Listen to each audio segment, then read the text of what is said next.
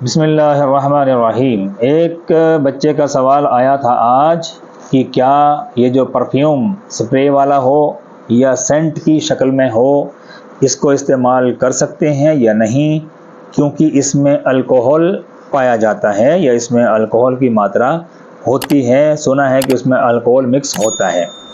اور اگر لگا سکتے ہیں تو لگا کر نماز پڑھ سکتے ہیں، نماز ہو جائے گی یا نہیں؟ تو جواب یہ ہے کہ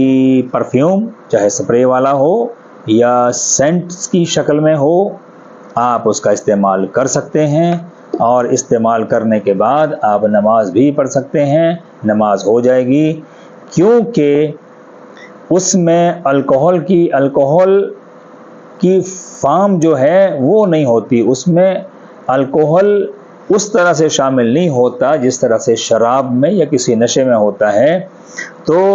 الکوہل کی فارم میں یہ سینٹ اور یہ پرفیوم نہیں ہوتے، اس لیے علماء کا فتویٰ ہے کہ آپ ان کو لگا سکتے ہیں۔ ہاں، ان کو لانگ لاسٹنگ رکھنے کے لیے اس میں اسپرٹ وغیرہ کا استعمال کیا جاتا ہے، لیکن ہم صرف ایک اسپرٹ کو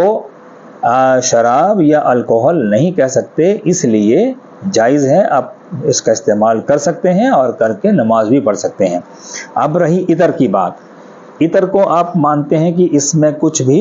ایسا الکوہل وغیرہ یا اسپرٹ نہیں ملایا جاتا ہوگا، لیکن ہو سکتا ہے کہ اس کی خوشبو کو ٹکاؤ رکھنے کے لیے اس میں بھی کچھ نہ کچھ کسی ماترا میں، کسی مقدار میں اسی طرح کی کوئی چیز مکس کی جاتی ہو، ڈالی جاتی ہو، کچھ نہیں پتا۔ بہرحال میں نہیں کہتا کہ عطر میں بھی الکوہل ہوتا ہوگا،